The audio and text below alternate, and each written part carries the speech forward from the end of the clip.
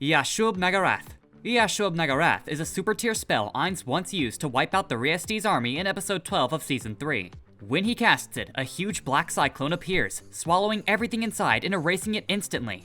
It's basically an instant death effect. However, this spell doesn't work on undead, golems, or anything that doesn't technically have life. For regular living enemies though, it's insanely deadly. As for level 100 players, most of them would probably have some sort of resistance to survive it. Of course, in the new world, hardly anyone's close to level 100, so it's basically unstoppable. Everyone who dies inside the cyclone gets sacrificed to summon terrifying monsters called the Dark Young. The number of Dark Young depends on how many victims are taken in the spell. For Ainz, his record in the new world so far is summoning 5 of them at once. With the help of his Eclipse class, the spell gets even scarier. Normally, you need living creatures as sacrifices, but with that boost, even undead like zombies can be used to call forth more Dark Young. Dark Youngs are monsters over level 90 from Yggdrasil, said to be the children of the entity known as Shub-Niggurath. They don't have fancy abilities, but they're insanely tough and practically unstoppable in battle. When Ainz unleashed them in Volume 9, Chapter 4, the royal army saw a nightmare come to life. Out of nowhere, huge creatures, each around 10 meters tall, appeared.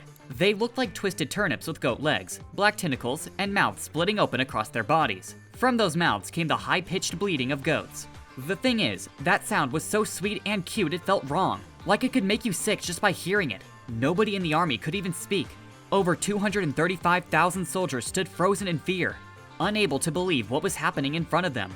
Ainz, on the other hand, is impressed. To him, summoning 5 Dark Young at once was like setting a new high score in a game. He even thanked the soldiers for their sacrifices and for helping him break that record. From the soldiers' point of view, it was hopeless. One wing of their army, over 70,000 people, had been erased in an instant. These gigantic, quote-unquote, sweet and cute goats were charging across the field like an unstoppable storm. Running away was useless because no matter how fast they ran, they'd be crushed from behind. When Gazif activated 2 martial arts, Sense Weakness and Possibility Sense, he quickly realized that the gap between his own strength and the Dark Young's power was so huge that boosting his abilities was basically pointless. Since pure strength wouldn't help, he decided to trust his 6th sense. In fact, Gazif was afraid. Even after activating Possibility Sense, a secret technique that strengthened his extrasensory perceptions, he could not feel anything. It was like he was enveloped by an impenetrable wall of night. According to the Yandere princess, the total number of deaths during this massive event was said to be over 180,000. 70,000 came from the initial casting of the super tier spell to summon the Dark Young, and another 110,000 from their rampage. Dark Wisdom. Before we even get into Ainz's other high tier spells, we need to talk about one of the reasons why his magic is so overwhelming.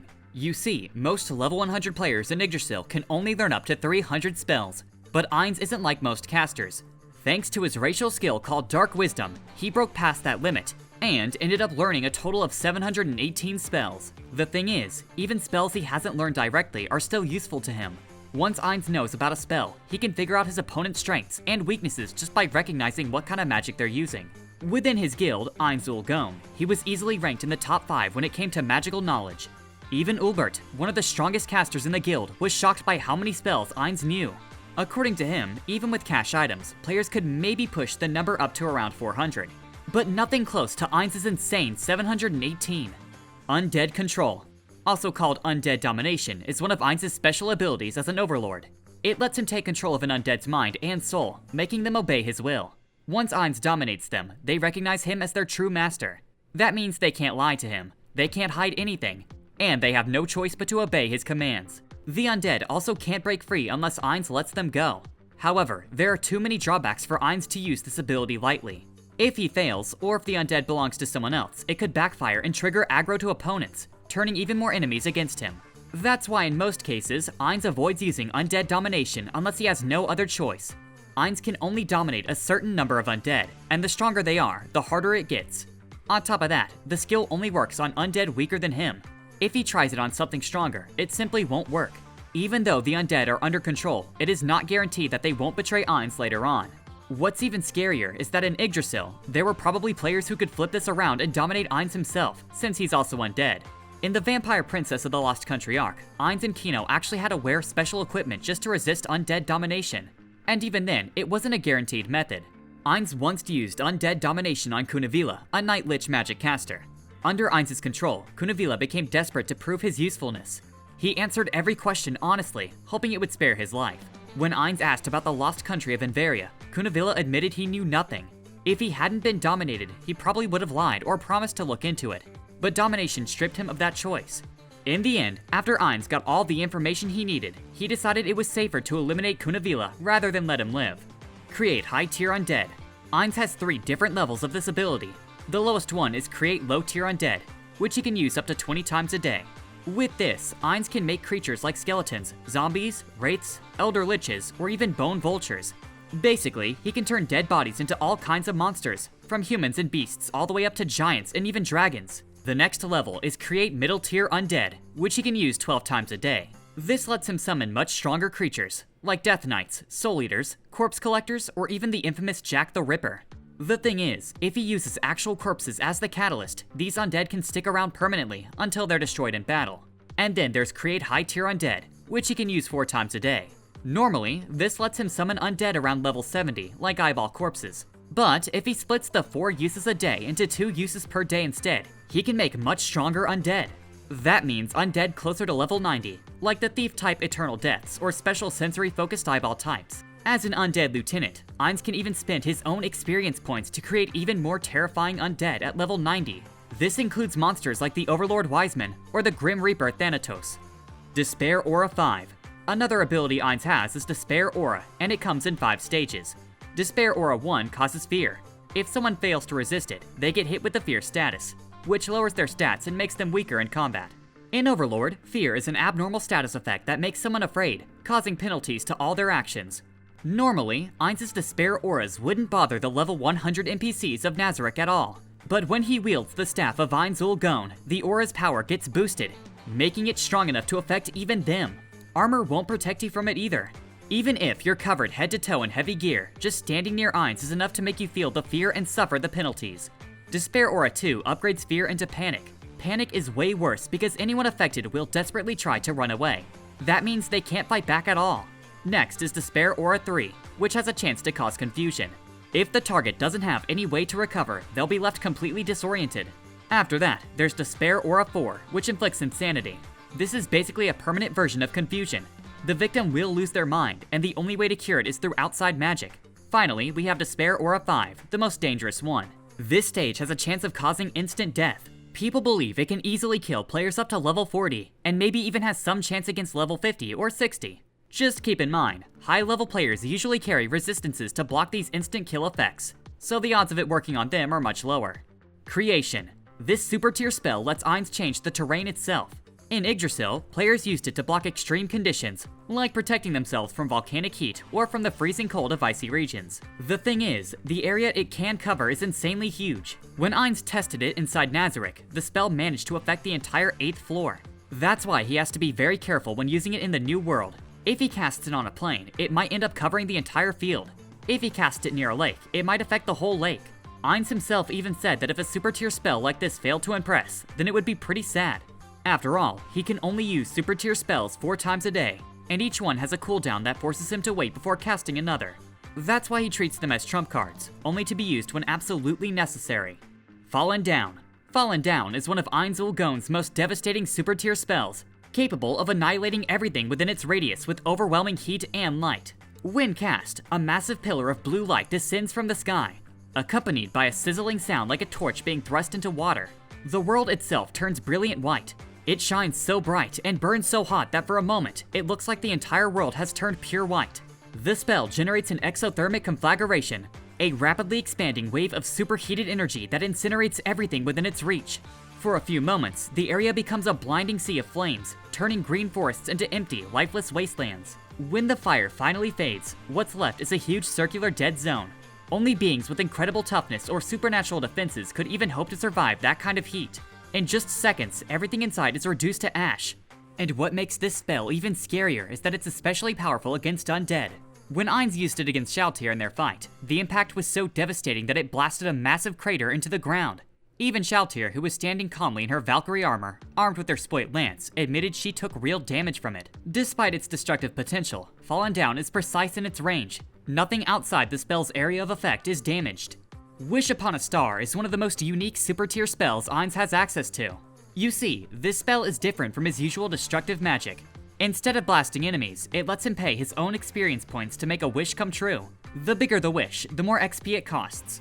In Yggdrasil, it can consume a percentage of one's experience points to randomly generate an option for a wish. Normally, Magic caster players in Yggdrasil needed to reach level 95 before they can even learn this spell. And even then, it was a huge gamble. The number of possible wishes that appeared would be proportional to the amount of consumed experience. Spending 10% of your XP bar would only give you one wish option. Spending 50% would give you 5. The maximum was 10 choices, but that would cost an unbelievable amount of experience, sometimes even 5 whole levels.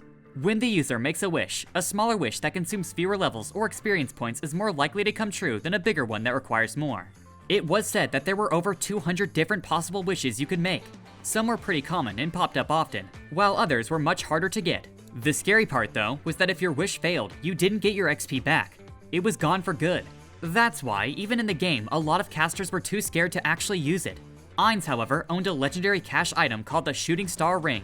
This ring was so rare that it couldn't even be obtained through quests. It came from gacha rolls, the lottery of limited time items. Ainz once spent his year-end bonus just to get it, and only he and Yamaiko in the guild owned one. The ring let him cast Wish Upon a Star 3 times. Compared to the original spell, it gave better choices and fewer joke results. From a certain point of view, it was like an upgraded version of the spell. The wishes one could make when casting Wish Upon a Star from the ring were randomly generated, much like the original spell. For example, if a player sacrificed 5 levels, worth about 500% of their experience points, they could unlock even greater wishes. At most, 10 different wishes would appear, and the caster could choose from them instantly, since the spell had no casting time. Still, it felt wasteful and risky to use a cache item for something like this. But in the new world, Wish Upon a Star worked differently. When Ainz used it, he suddenly felt new knowledge and emotions, like joy and frustration, flooding into his mind. That's when he realized the spell here could actually do the impossible. The downside, however, stayed the same. If the wish failed, the XP cost was gone forever. During his fight with SSS-TIER, Ainz even tried using Wish Upon a Star to break her mind control, but it failed. At one point, when he learned about Nefaria's rare talent, he thought back to that spell. At the time, he only wondered if he could use it to steal the boy's gift. Eventually, Ainz realized he actually could have done it. In the Vampire Princess of the Lost Country arc, Ainz reflected on how the spell worked. Smaller wishes, like restoring Kino's parents to normal, felt more likely to succeed. But massive wishes, like restoring everyone in the city, was far less likely to happen, even if he paid the XP. Pantheon. Pantheon is one of Ainz's super tier spells. When he casts it, he can summon 6 Cherubim Gatekeepers, powerful level 80 angels that specialize in holy magic. Once summoned, they're completely loyal to Ainz. Thanks to their sharp sensory abilities, the Cherubim Gatekeepers can be durable tanks and highly effective sentries. In fact, Ainz once summoned 6 of them to serve as his personal bodyguards. The only drawback is that since they're angels and not undead, they can't benefit from the special buffs Ainz usually gives to his undead troops. Perfect Unknowable. Perfect Unknowable is a 9th tier spell that renders the caster completely invisible to the naked eye. Unlike simple invisibility spells, it not only hides the user's body, but also erases all traces of their presence, including footsteps, sound, and even the pitch of their voice. Unless the opponent possesses exceptionally high-level detection abilities, often associated with thief-type job classes, the caster becomes nearly impossible to detect. Perfect Unknowable is a high-tier spell that goes far beyond simple invisibility. When Ainz uses it, he becomes completely hidden from sight, making it much harder for enemies to target or PK him. Strangely though, Ainz himself can still see his own body, so he was never fully confident the spell was actually working. That said, while Perfect Unknowable is great for hiding or escaping, greater teleportation was still the safer option for fleeing danger. There's also a scroll version of the spell that Ainz kept in large supply for strategy. However, its real value dropped against higher level casters. A low level caster like Kino wouldn't even be able to use Perfect Unknowable. It could work if someone had a staff imbued with the spell. But during his travels with Kino, Ainz didn't have one. At first glance, Perfect Unknowable seems like a really powerful spell. But the problem is, it can only be cast on yourself, not on allies. That makes it awkward in group battles. In the worst case, one might end up being invisible to friends but not to enemies. Because of this limitation, most players saw Perfect Unknowable as a spell you'd only use on yourself, usually when facing weaker or large groups of enemies. Nuclear Blast. Nuclear Blast is a 9th tier offensive spell that engulfs the area between the caster and their target in a massive explosion. When enhanced with Maximize Magic, the detonation completely consumes the space in an instant, obliterating anything caught within. However, the spell's destructive radius is indiscriminate. Basically, the caster themselves can also be struck by the blast. The spell deals 2 types of damage at once, fire and blunt force, splitting the power evenly between them. On its own, Nuclear Blast isn't as destructive as some of the other 9th tier spells, But what makes it scary is its huge area of effect and the fact that it causes a bunch of nasty side effects, like poisoning, blindness, and even deafness. On top of that, the explosion's shockwave generates a powerful knockback effect. Of course, really powerful beings like the evil lords can sometimes shrug off the damage just by relying on their raw stats. Even so, the spell is dangerous because of how versatile and widespreading it is. Ainz himself pointed out that if he casts it with Widened Magic, he can drastically extend its blast radius. With Extend Magic, Ainz can use the spell called Bless of Titania. When cast, a tiny fairy queen appears, only as tall as a finger, with a little crown on her head. In the novel, she's described with delicate butterfly wings, glowing softly as she floats in front of Ainz Ooal Gown. The fairy's role is to guide the party safely through dangerous places. She chooses the path with the least risk, taking into account things like monsters and traps and how many resources would be spent fighting along the way. But there are limits. She can't reveal hidden paths, and some magical traps are specially made to trick or confuse spells like hers. That's why even with her help, the guild still has to stay alert when exploring the dungeon. Temporal Stasis. Temporal Stasis is a single target control spell that completely stops an opponent in time. Once cast, the target is frozen in place and rendered unable to act, move, or defend themselves until the effect ends. Vermilion Nova.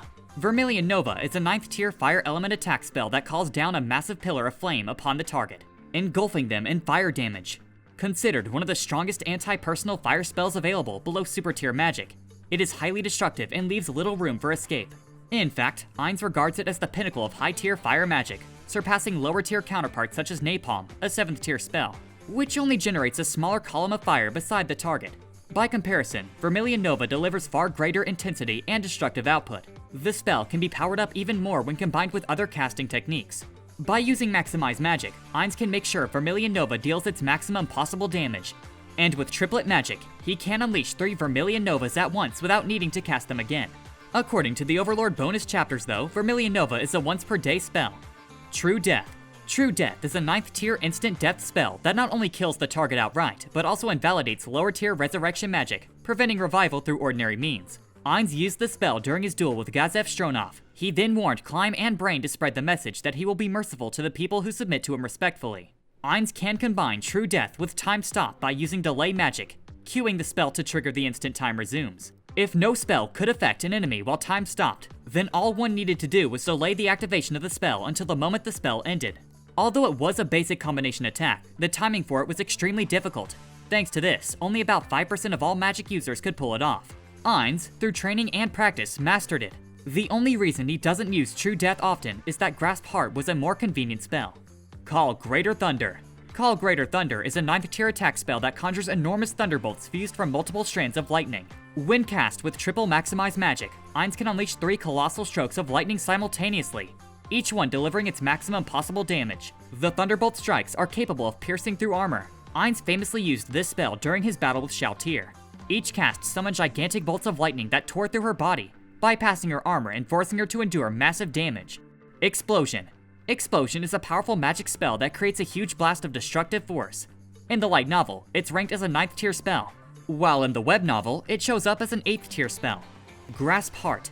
Grasp Heart is a 9th tier necromantic spell that allows Ainz to forcibly seize and crush the heart of their opponent, causing instant death. Even if the target resists the lethal effect, the spell still inflicts a secondary status effect, leaving them stunned or stupefied. The spell works by summoning the victim's heart into Ainz's grasp, after which he crushes it to deliver the finishing blow. Thanks to its convenience and reliability compared to True Death, Ainz regards this spell as his favorite. In fact, Ainz has demonstrated frequent use of Grasp Heart. For example, he first used it on the enemy soldiers during the attack on Karn village. Against Hijamel's father, the spell worked perfectly too, sending the dragon straight into the afterlife. However, when cast on Riku Agenia, the remote-controlled armor of the Platinum Dragon Lord, the spell failed. This led Ainz to speculate that the armor might possess immunity to necromancy or powerful resistance to negative status effects. Greater Rejection. Greater Rejection is a 9th tier counterspell designed to negate powerful summoning magic. Specifically, it can cancel the effects of summoning spells such as Greater Summon or Summon Monster 10th. When cast with precise timing, Greater Rejection immediately nullifies the opponent's attempt to summon creatures. Lead of Yatagarasu. Lead of Yatagarasu is a 9th tier spell that summons a 3-legged cow. Unlike normal cows, this one gave off an air of majesty and authority. Once summoned, it would flap its wings and fly to the front of the party, guiding them forward, similar to how the glowing fairy queen from Bless of Titania does. The difference is in their guidance. While Bless of Titania leads the party along the safest path, Lead of Yatagarasu points them along the shortest route straight to the heart of the dungeon. During one of Ainz Ooal Gown's tomb explorations, Ainz cast both spells at the same time. This way, the guild could move faster and safer. The team advanced carefully behind the two guides' information, with Nishi Kenryai, warrior Takamikazuchi, Bukubuku Chagama, Ainz, Ulbert, and Yamaiko all on guard for traps. Armageddon Evil. Armageddon Evil is a 10th tier spell that summons a vast army of demons. While its power lies in the sheer number of fiends it calls forth, the individual demons themselves are not particularly strong by the standards of Yggdrasil. You see, demonic summons are notoriously unstable. If angels were hard to control, demons were even worse, as they often go berserk and attack indiscriminately. Even though they're summoned, they are not allies by default. Because of this, the spell is rarely used for actual combat. Instead, its primary function is to create masses of living sacrifices for rituals and skills that demand such offerings. In Yggdrasil, there was once a world-class item, capable of summoning an unlimited number of demons, enough to eventually consume the entire world. Ulbert, a supreme being of Nazarick, was fascinated by this concept and attempted to replicate it. His prototype, however, could not cast 6 spells simultaneously, and so he abandoned it as a failure. The item was later passed down to Ainz, who eventually entrusted it to Demiurge. The main Armageddon Evil statue has 6 arms, and each grasps a different kind of jewel. The prototype version only has 3 gems. Even though it was only a prototype, the statue still worked as a powerful summoning tool. Each gem inside it held the 10th tier spell Armageddon Evil, which could summon waves of demons one after another. The first demons to appear were 128 low-level monsters, creatures under level 10. They looked warped and deformed, their heads swollen, their left arm skinny, while their massive right arms were twisted into writhing tentacles. Because these demons weren't under Ainz's control, they attacked everything in sight the moment they appeared. After that, 64 health sites appeared, each around level 20. They looked like a fusion of praying mantises, humans, and other creatures. Their giant scythe arms are coated with poison. Next, strange black bubbles appeared around Ainz, bursting open to release 32 rotting demons at level 30. Each was over 2 meters tall. The black bubbles appeared again, and the demons that appeared this time were around 8 level 40 supplicants. They had female bodies with long hair and bluish-white skin, and that alone would not make one think that they were demons. However, their eyes, noses, and mouths were all sewn up with thread, and their hands were also sewn together. The demons that will appear next are 4 level 50 war devils. Each wore full plate armor with black wings sticking out from the back. They wielded huge swords wreathed in hellfire. The war devils also have a commander type buff, which improves the abilities of all summoned demons. Normally, the spell would summon 2 demons around level 60 and 1 even stronger around level 70. However, Ainz canceled those higher summons and instead called out twice as many weaker demons. Body of Effulgent Beryl. Body of Effulgent Beryl is a powerful 10th tier defensive spell designed specifically to counter bludgeoning damage. When activated, the target is wrapped in a soft green radiance that weakens all incoming strikes of that type. More impressively, it can completely nullify 1 full hit of bludgeoning damage, no matter how devastating the attack. During Ainz's battle with SSS-TIER, she had no idea what the strange green glow meant. To her, it was clearly some kind of protective magic. Her attack that should have pierced through Ainz was absorbed by the body of Effulgent Beryl. The lance's tip seemed to rewind itself, pulling back out of Ainz's body as if time had reversed. Control Amnesia. Ainz's mastery of this advanced memory alteration spell came through repeated experiments on test subjects, such as a captured cleric and even Shizu, one of the Pleiades battle maids. With it, he can manipulate, erase, or even implant information into a target's memories. At the same time, the spell also allows him to browse through the memories of others, though this comes at the cost of tremendous mana consumption. Frankly speaking, it drains a lot of mana, and Ainz would rather not use it if he could avoid it. When used on NPCs, Control Amnesia can even reach into their creator-defined backstories. However, the spell is far from all-powerful. If a person has nearly forgotten an event, Ainz can only obtain vague impressions rather than precise recollections. Some memories also seem to originate not from the brain but from deeper, more fundamental sources, complicating the process further. Ideally, Ainz must prepare the target beforehand by asking questions such as when and where the memory took place, narrowing down the point of alteration before casting the spell. Even then, the spell remains a dangerous tool. Since changes made are permanent, any miscalculation risks creating irreparable damage, like rewriting a program without a backup. For that reason, Ainz admits that he's still not confident in using it flawlessly. Thanks to Shizu's cooperation as a practice subject, Ainz eventually gained enough proficiency to cast it reliably, though he still considers it one of his riskiest abilities. In fact, he once considered selecting criminals from E-Rantel as disposable experiments to refine his technique further. Create Fortress. This high-level 10-tier conjuration spell allows Ainz to summon a mighty fortress, or alternatively a 30-meter-tall tower, out of thin air. The structure appears instantly and can serve as both a stronghold and a safe base. In Yggdrasil, the fortress's doors could be freely opened by allies of the caster's team with just a touch. The durability of these conjured fortresses was said to rival even higher tier defensive magic. Meteor Fall. Meteor Fall is a 10th tier spell that literally calls down a meteor from the sky. When it falls, it shines so bright that anyone watching gets blinded for a short while. The thing is, once the meteor rips through the air and slams into its target, it doesn't stop there. Because of this, the impact creates a massive explosion that flattens everything it touches. On top of that, the shockwave pulverizes anything unlucky enough to be nearby. Reality Slash. Reality Slash is a 10th tier spell and one of the strongest attacks in all of Yggdrasil. You see, this spell is actually based on the ultimate skill of the World Champion class, a move called World Break. Reality Slash is like a weaker copy of that supreme ability. When Ainz casts it, the spell literally cuts through space itself, and because of that, it can slice right past almost any kind of magical defense. At the same time, the spell burns through a ton of mana, and the damage it deals is not really worth the cost. Summon Undead 10th. This spell lets the caster bring out some really powerful undead, like a Doomlord or an Elemental Skull, to fight under their command. When Pandora's actor disguised himself as Ainz during the fight with Riku, he showed off Summon Undead 10th by calling out both the Doomlord and the Elemental Skull. The Doomlord is especially crazy. Even though it's only a level 70 summon, its stats are way beyond that. The problem is, its health keeps draining due to a penalty because it's way too agile for its level. But since Pandora's actor only needed it as a shield, that weakness didn't even matter. Elemental Skull, on the other hand, is a level 68 undead, and it can control all 4 elements. Every spell it casts automatically comes with a maximized magic effect. On top of that, it's immune to most magic attacks. However, it's super weak to physical hits, especially blunt weapons. At the lower tiers, Summon Undead first only gave you zombie-type animals, like dogs. Then, by Summon Undead third, you could call in skeleton-type creatures, like skeleton warriors. Time Stop. Time Stop is a 10th tier spell that freezes the enemy in place for a short time. When this spell is active, nothing can hurt the target. No attacks, no magic, nothing works while time is stopped. That's why it's usually paired with silent magic, which makes it even harder to notice. Ainz showed this during his duel with Gaz of Shronoff. He used Time Stop to delay the activation of True Death. Even if Ainz bombarded Gazev with spells during the freeze, it wouldn't do anything. Because of this, Ainz had to carefully line up his magic so that the attack would trigger right after the time stop ended. The trick here is all about timing, and it's not easy at all. Only about 5% of magic users could actually pull it off. But thanks to his insane training and practice, Ainz was one of the few who mastered it. Ultimate Disturb.